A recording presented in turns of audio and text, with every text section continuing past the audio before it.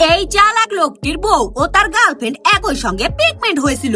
এজন্য সে দুজনকে একই হাসপাতালে নিয়ে আসে এবং তাদের দুজনের মাঝে পর্দা লাগিয়ে দেয়। এরপর সে তার গার্লফ্রেন্ডের কাছে যায় তার শরীর ঠিক আছে কিনা দেখার জন্য, কিন্তু তার হাতে তার বউয়ের দেওয়া আংটি ছিল।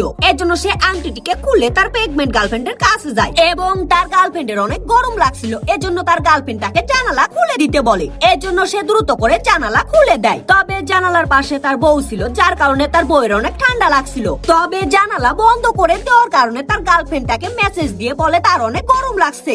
এজন্য ছেলেটি দৌড়ে গিয়ে বরফ নিয়ে এসে তার গার্লফ্রেন্ডকে ঠান্ডা করে দেয়। এরপর ছেলেটির বউ আবার ছেলেটিকে ডাকতে থাকে কারণ তার অনেক ঠান্ডা লাগছিল।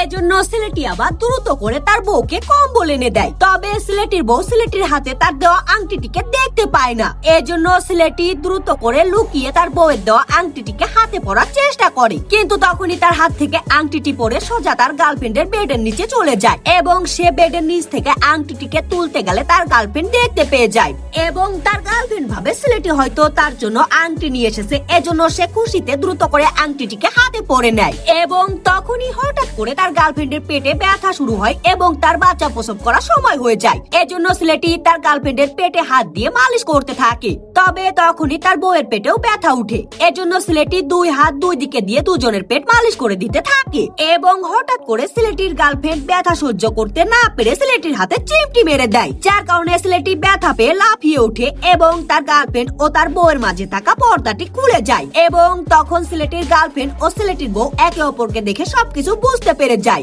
তখন ছেলেটি দ্রুত করে আবার তাদের মাঝে পর্দা টানিয়ে দেয়, কিন্তু ছেলেটির বউ রেগে গিয়ে ছেলেটিকে দিয়ে কাজ করায়। এদিকে ছেলেটির গার্লফ্রেন্ডও রেগে গিয়ে ছেলেটিকে দিয়ে কাজ করায় এবং ছেলেটি তার বউ ও তার গার্লফ্রেন্ডের মাঝে কাকে বেশি ভালোবাসে এটা দেখার জন্য ছেলেটির বউ ছেলেটিকে ডেকে সব কাজ করিয়ে নেয়। এদিকে ছেলেটির গার্লফ্রেন্ডও ছেলেটিকে ডেকে সব কাজ করতে বলে এবং ছেলেটি তাদের দুজনের কাজই করতে থাকে কারণ সে দুজনকেই অনেক বেশি ভালোবাসতো এবং সে দুজনের কাজ করতে করতে পাগল হয়ে যায়, যার কারণে ছেলেটি আবার নিচে থেকে তার গার্লফ্রেন্ড ও তার বউয়ের মাঝের পর্দা খুলে দিয়ে সবকিছু স্বীকার করে নেয়।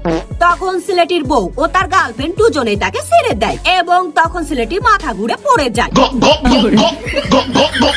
এজন্যই বলা হয় দুই নৌকায় পা দেওয়া বিপজ্জনক। দুইটা নৌকা দুই দিকে চলে যাবে, মাঝখানে তুমি নদীতে পড়বে।